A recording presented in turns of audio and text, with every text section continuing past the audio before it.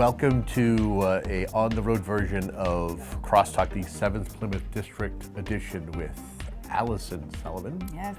We're up here in her office, and if you pan over there, all of her busy staff, look at, they're all looking busy, they're all working.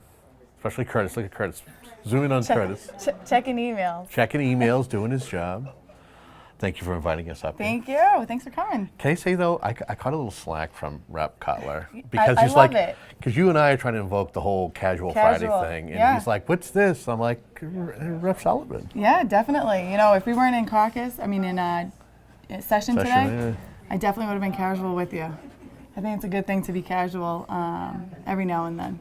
So we've talked about your space. Yes. So over our shoulder. Over our shoulders, where all the magic happens. We're cutting least when away. we're You're here. seeing Yeah.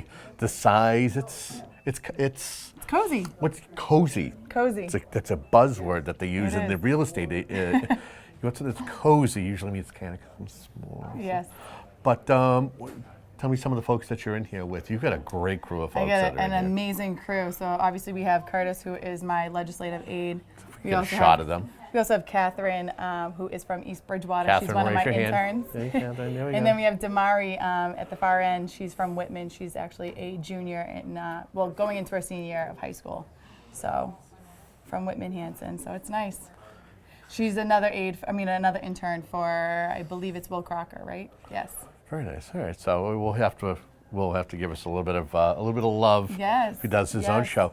So things are happening. I know just a couple of days ago, I think we finally have a fiscal 20 budget. Yes, finally. Well, we still have to wait for the governor to sign. all He has right, until all right. August 1st to sign, so let's hope that everything goes smooth. That way Whitman can start planning for their fiscal year. Yeah, how did things go as far as being able to get things for your district for this budget?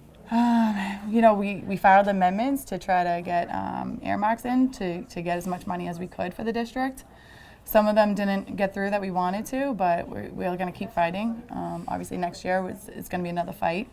Like we've said before, it's very small. You have minimal minutes to decide how you're going to pitch your ideas to the Ways and Means chair. So that's how it went. And then you voted on consolidated amendments, and you hope that your amendment got into that consolidated amendment. Luckily, I was able to secure two initiatives for East Bridgewater and Abington, and then also my fellow colleagues in the Senate were able to secure some funding as well. Now, I'm also hearing that we're going to see a little bit of a bump when it comes to educational funding, also when it comes to school transportation. What's your insight on that? You know, I know that we have a little bit of an increase with the regional transportation. We went with the Senate number instead of the House number, which I'm happy with. I think we need to be able to reimburse. I think we should be at 100% reimbursement. I think it's like, what, 82? I think it's 82, 83% that we'll be reimbursing. However, I think it should be 100%, and we need to get to that point. We need to make sure that we're increasing the per pupil rate and doing as much as we can to make sure that each district is getting what it needs to make sure that it's serving the children in those communities. The communities like Abington, Whitman, East Bridgewater, they're seeing the hardships that come with it. So it's like you almost have your first budget under your belt. Yeah. What's it like? It's surreal. Is It only took a couple of days to get there, but we're almost there. So it's hopeful. Any thoughts or any concerns that it took? I mean, normally you want to hopefully have something on the governor's desk by the beginning of July, not by the end. You know, I think it's a good budget. Did the process go the way that we were hoping? No, definitely not. We were hoping that it would get to the governor's desk at the beginning of July because the communities need that. But it took a little bit extra days. We have a new chair in the House and a new chair in the Senate, so they're very new to it. The conference committee, I think there was only 2 or 3 veterans that were going to the conference committee. So it was new blood that went there. So understanding that process took a little bit, but they got to a resolution, and I think everyone's pretty happy with the way the budget came out. However, we hope that it came out a little bit sooner. When did you get the call that you were going to actually have a formal vote? I think it was Sunday night, Curtis. Was that about Sunday? Rumors Friday. Yeah. And Sunday. It was confirmed? Definite. Yeah. Yeah, so it took a little bit, but we were kind of ready and willing to be here this week in the hopes that a budget was going to come. So what goes on in here on a daily basis? What is it like? It's kind of quiet now, but what's it like from day to day? it's different. You get people coming and going. You get meetings. We actually just had a meeting prior to you guys coming in. People come in and lobby for different legislation that they're pushing based on their priorities. And then you hear, as you can see, there's 4 reps in this part of the office and another rep in his own office over there. But this is the only meeting space we have, so we have to make sure we share it and we're respectful of other people's time when they are meeting with different agencies. Some things you want to say to the folks who are getting a glimpse at your space here and some of the stuff that you're trying to accomplish as a state representative? Yeah, well, obviously the people in the 7th Plymouth district are more than welcome to come up and visit, and come see the office, the cubicle that we have. Also bring you up to the House Chamber, which is a pretty cool place to see. If you haven't been up there, we can run up there before we get into full session. But We actually, Rep. Cutler's Cole was able to. He's like, you can get a couple of pictures Yeah. and a little bit of B-roll. That's all the speaker's allowing. Yeah. I think Ryan wanted to grab the gavel, like, you can't do that. Yeah. Don't go down there. You're going to cause all You might kinds get of problems. You might get tackled. We don't want anything like that. Everyone's super nice. They're super welcoming, so it would have been fine. But we're just working. So I'm working closely with Diana Zazzaglio on one of her bills that has to do with non-disclosure agreements in the Commonwealth in the public sector. She also has a little bit of the private sector in there, but I'm more pushing for transparency within the public sector and how our taxpayer dollars are being used in non-disclosure agreements and settlements. I'm also looking into domestic violence and how we can pursue a better way for victims in the court systems, both in family and probate and also within the criminal court systems as well. So I guess I would ask you is once the governor finally signs the budget into law, what happens then? Is it more? Does it go into informal? And have you been apprised at what will happen from there? So what happens there is, from my understanding, is in August we kind of go out of session and we have a little bit of a lull time for us. But then come September, it's full force into actual legislation and bills, and to make sure that we're voting on things that have come out of committee favorably and looking into pursuing more legislation and getting votes on that. So I'm told September is a very busy month, and to be prepared to vote on a lot of legislation. So do you have any plans for downtime? I know you're somebody who you go. Yeah. You love what you're doing. I do. You've told our cameras that many times. Yep. Are you going to take a little me time? Maybe you and Curtis get to kind of,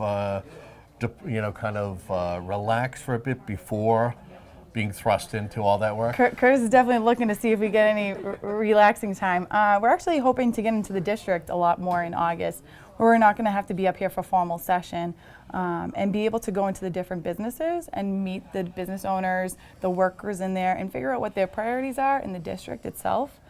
We've come up with a list, thanks to my amazing interns, on different businesses that we should be targeting and going into and having conversations with based on legislation that's coming forward.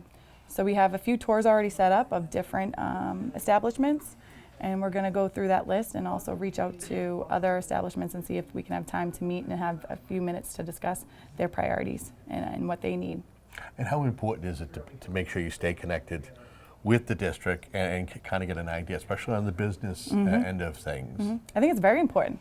You need to know your community that you're representing, and that includes business owners within that community. They might not live there, but they definitely have value into the community itself. Okay.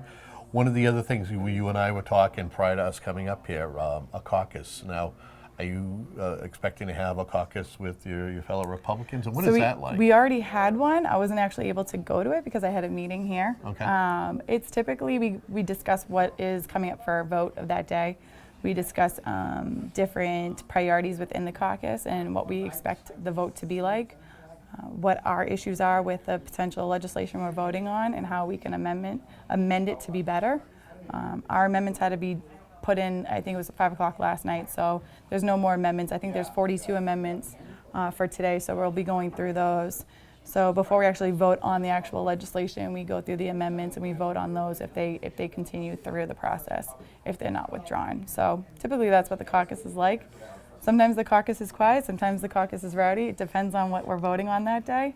But it's always good to have that, and you get insight on your party and the way that they receive the legislation that we're voting on. Anything we haven't touched upon during our brief visit up here with you and your staff? No, I think we're covering it so far. I know we covered touring the district, we covered the budget, we covered priorities. And you do a regular program with us, so Yeah, it's yeah. you know. I know. I'm trying to think what we haven't talked about. I think we talk about a lot of different things. Oddly enough, I know one of our folks who were here doing some production with us today, Kate actually had mentioned to you about the number of women who came in as part of your Yeah, they elected said it's. class. I think it's like the biggest women's class that came in. So lucky to be part of that. I think it's important that we have more voices and diverse voices that come in. It's women from all across the state, and we bring a different perspective to certain legislation that's coming forward. And it's fantastic. We were actually walking over to your office and we bumped into Representative Lenatra, Yes. who was Yeah, on Kathy. her way up. She's awesome. She's always good. We were able to drop in and surprise Do a you radio on one show. of our radio shows. Yeah, we got to do that again. That was fun. That was fun. The three of us, yeah. Maybe we'll do a little bit of, but we're going to be a little bit more planned out because it was just kind of like a. I know, we surprised. It was a flash mob radio show. But it was awesome. It went so well, even not being planned out. So we Now, have you definitely heard the gotta plan it. podcast though? I got to get you the podcast. I know. Yeah, definitely. We'll do that. Yeah. Well, All right. thanks, Well, Kevin. I want to thank you for thank you. for inviting us up here. Yeah. I want to thank Curtis and the gang. Yeah. Great job, go Bruins. And well, that's it from Representative Sullivan's office. You've been watching a on-the-road version of CrossTalk for the 7th Plymouth District. Thank you for watching. Thank you.